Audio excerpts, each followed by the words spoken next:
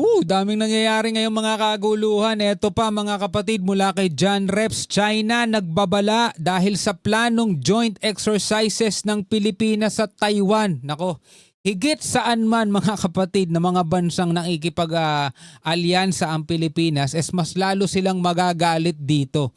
Dito sa planong joint exercise ng Pilipinas sa Taiwan, naku magagalit talaga sila rito mga tol. Naku po, eto mga kapatid, panoorin natin to mula kay John Reps, etong balitang to. Bago natin to simulan, huwag mong kalimutan mag-subscribe kay John Reps, nakalagay ang link sa ibaba. At kung bago ka pa lamang dito, at trip mo yung mga ganitong klaseng reaction video and commentary, huwag mo rin kalimutan mag-subscribe. Click mo na rin ang notification bell para ma-notify ka whenever na may mga bago tayong reaction video tulad nito. Huwag na natin patagalin pa, panoorin na natin to mga tol. Sa patuloy na tensyon sa pagitan ng Pilipinas at China, nagalit at nagbabala na naman ang China sa Pilipinas matapos ihayag ng Naval Task Force for the West Philippine Sea na nag-uusap na umano ang Taiwan at Pilipinas para sa joint activities at military operation. Siguro sabi ng China, ba talagang binabad trip nyo kami ha? Sabi na wag na kayong mangingialam sa Taiwan dahil amin yan bansa rin namin yan meron kaming one China principle o policy Kayong Pilipinas kayo, nakikialam pa rin kayo ha. Bad trip talaga to mga tol, no? Kaya't hinimok ng China ang panig ng Pilipinas na sumunod umano sa One China Principle. O, di ba? At itigil ang anumang opisyal na pakikipag-ugnayan sa mga otoridad ng Taiwan dahil ang Taiwan ay bahagi umano ng China. At sa update naman sa Middle East, lalong tumindi ang mga pagwasak sa mga pasilidad ng Houthi matapos ang United Kingdom ay nag-deploy ng mga Typhoon FGR-4 fighter jets upang lumahok sa operasyon ng Amerika sa Yemen, kung saan nagpakawala ang mga Royal Air Force ng United Kingdom ng mga guided bombs dahilan ng pagkawasak ng mga pasilidad ng Houthi. Grabe talaga mga nangyayari sa panahon natin ngayon. Kaya't para malaman ang buong detalye ay tumutok at makinig na mabuti. Ito na ang mga nagaganap ngayon sa ating daigdig. Naglabas na naman ang pahayag ang China kung saan nagalit ito at nagbabala sa Pilipinas. Ito ay dahil sa isang pahayag ni Philippine Navy spokesperson for the West Philippine Sea na si Rear Admiral Roy Benson Trinidad. Inihayag kasi ni Trinidad na pinag-uusapan na umano ang kooperasyon sa pagitan ng Pilipinas at Taiwan. At maraming mga pro-China ngayon ang sasawsaw dito, lalong-lalo na yung mga pakawala nilang trolls. Sasabihin na naman nila, etong mga sundalo nga natin kasi nangingiilam Diba? Dinadala tayo sa gera, kala mo naman malalakas sila Mga tol, ganun yung nababasa ko sa mga comment section. Kapag ito kumakalat na sa mga social media, sa mga Facebook for example, ganito yung mga nababasa ko. Naku po, galit na galit sila sa mga AFP natin, Navy natin, Coast Guard natin, sinasabi pakilamero daw ang Pilipinas. Ayon pa kay Trinidad na both sides are one step away for joint activities and military-to-military operation. Naku. International cooperation with Taiwan, I believe, is now in the talks. We now have the regularization of the cross-strait transit of warships. I believe that there will be an increase of that in the coming days, in the coming years. That would also be just one step away from doing joint activities, mil to mil, military to military. Kaya naman sumagot dyan ang China at sinabing ang Taiwan ay isang lalawigan umano ng China at isang hindi maiaalis na bahagi ng teritoryo ng China. Matagal na nilang sinasabi yan mga tol, di ba? Kung nanggigigil sila sa Pilipinas, mas lalo silang manggigigil talaga rito.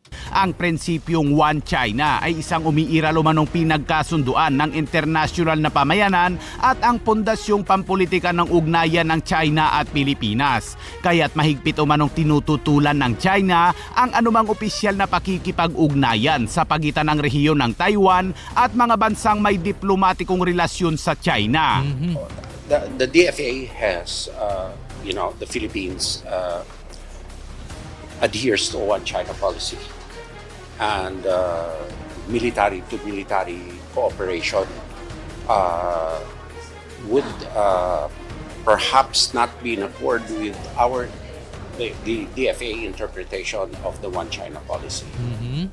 Hinihimok umano ng China ang panig ng Pilipinas na sumunod sa One China Principle. Itigil ang anumang opisyal na pakikipag-ugnayan sa mga otoridad ng Taiwan at ihinto ang pagpapadala ng mga maling signal sa Taiwan Separatist Forces.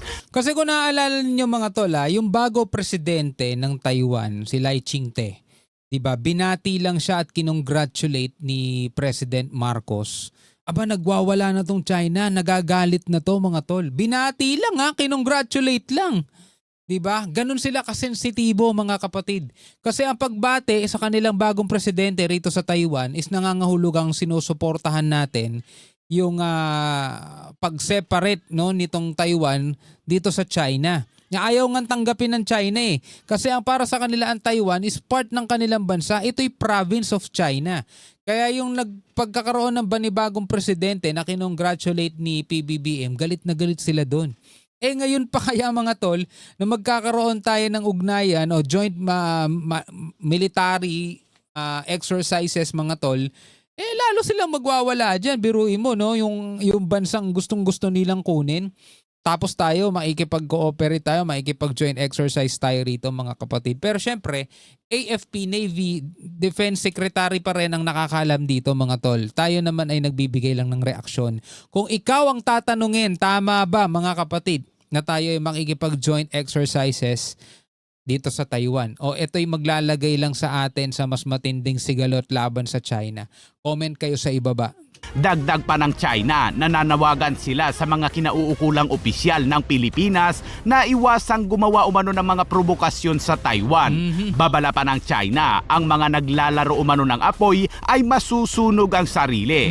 奉劝有关方面不要在台湾问题上挑衅，玩火者必自焚。 Sinabi yan ng Foreign Ministry ng China na si Goh Jiakun at muling ipinost ni Huang Xilian. Pero hindi lang yan mga kabayan dahil ang Foreign Ministry Director na si General Liu Jingsun ay ipinatawag si Philippine Ambassador to China na si Jaime Flor Cruz para ipahayag ang seryosong concern kaugnay sa negatibo umanong hakbang ng Pilipinas sa isyu sa Taiwan at sa security areas. Ayon naman kay DND Secretary Teodoro ay huwag umanong pansinin ang mga pinagsasabi ng China dahil mahilig umano itong gumawa ng mga propaganda. Tama rin naman. Subalit, ayon naman kay Department of Foreign Affairs spokesperson Maria Teresita Daza na ipagpapatuloy pa rin umano ng Pilipinas at China ang palitan ng mga prangkahang pananaw sa isyu sa Taiwan at iba pang mga usapin. Well, ang problema kasi rito sa China, lahat na lang ng kilos na ginagawa ng Pilipinas, kahit na hindi kabilang sa Taiwan mga tol, ito'y hindi na kabilang doon sa tinatawag nilang One China Principle nila. Halimbawa na lang yung pakikipag-alyansa natin sa Amerika, sa Japan, sa Australia, 'di ba, sa New Zealand at sa iba pang mga bansa. Hindi yan part ng bansa nila mga tol. Hindi yan, walang apekto yan, walang epekto dun sa tinatawag nilang One China Principle. Pero yun mga yung pinapakialaman na nila 'Di ba? Yung paglalagay o pagde-deploy dito ng US ng Typhoon missile, ng Nemesis missile, inaalmahan nila. Pagbili natin ng mga F-16 o plano natin pagbili ng F-16 sa Amerika, inaalmahan nila. Lahat pinapakialaman nila mga tol dito sa Pilipinas. Ngayon galit na galit sila at tayo'y nakikipag-usap sa Taiwan. Sinasabi nilang wag tayong sa One China Principle nila. 'Di ba? Ayaw nilang may nangingialam sa One China Principle nila pero sila naman ay todo pakikialam sa atin. Tignan nyo yung ginagawa nila. Lahat na lang ng kilos at galaw ng Pilipinas pinapakialaman nila pero sila ayaw nilang pakialaman sila. Grabe din to no?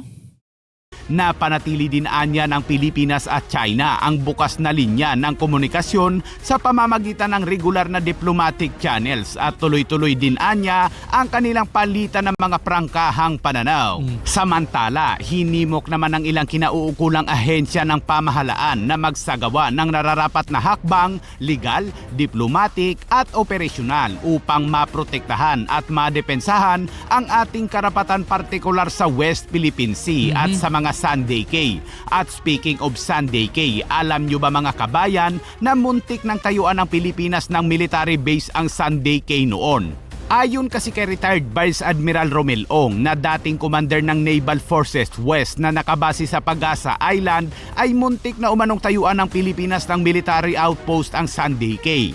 Taong 2016 nang manalo ang Pilipinas sa arbitral ruling at taong 2017 naman nang balaki ng Philippine Navy na tayuan ng maliit ngunit permanente umanong gawa sa semento. Magtatalaga din sana ng mga tauhan mula sa Philippine Navy na nakabase sa Pag-asa Island at susuplayan din ito ng mga pagkain na magmumula pa rin sa Pag-asa. Tingin umano kasi noon ng Philippine Navy ay bahagi talaga ng Pag-asa ang mga Sandy Cay dahil nasa 2 kilometers lamang ang layo nito mula sa Pag-asa Island. Oh, kasi tignan mo naman, pagdating sa mapa, tignan mo. Dahil nasa Ito yung Pag-asa Island. Ito yung Pag-asa Island, Sandy Cay 1, Sandy Cay 2, Sandy Cay 3, tas Sandy Cay 4. sa 2 kilometers lamang ang layo nito mula sa Pag-asa Island. Biruin mo, kung hindi tatayuan ng Pilipinas yan, tatayuan ng China yan.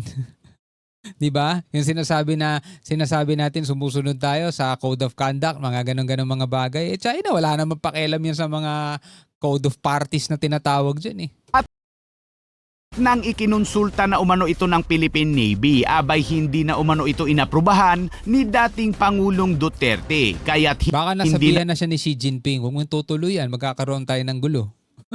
na umano natuloy ang plano. Maaari din daw kasing nag-iingat ang dating Pangulo noon na huwag pagbintangan ng lumalabag sa mga international agreements, habang ang China noong mga panahon na iyon ay patapos na rin ang mga construction sa ibang mga kalapit na isla. Diba? Ayaw natin na pagbintangan tayo lumalabag sa mga usapan, pero tingnan mo China, patapos na yung construction nila sa mga reclamation island, mga artificial island nila. Habang ang Vietnam naman ngayon ay patuloy ang pagpapalawak ng airport sa kalapit ring mga isla. O diba? Vietnam, ganun din. At pagdating Masyadong masunurin Pilipinas no? naman ng taong 2020 ay binago na ng munisipyo ng Kalayaan ang mga tawag sa Sandy Cay at tinawag itong Pag-asa K2. Ngunit anumang itawag dyan ay walang pakialam dyan ang China dahil malaya pa rin silang nakakapaglakad sa lugar o Tama. sa mga sandbar sa Tama. tinatawag nilang Tianxianjiao. At sa update naman sa Middle East mga kabayan, Okay, so wag na natin pag-usapan pa etong mga balita about doon sa Houthi sa Yemen, mga kapatid. Dito lang tayo tumutok ngayon sa West Philippine Sea. Bilang mga Pilipino, ano ang masasabi mo dyan? Comment ka na lamang sa ibaba. Hanggang sa muli mga tol, ako nga pala si Shobal D. Peace out.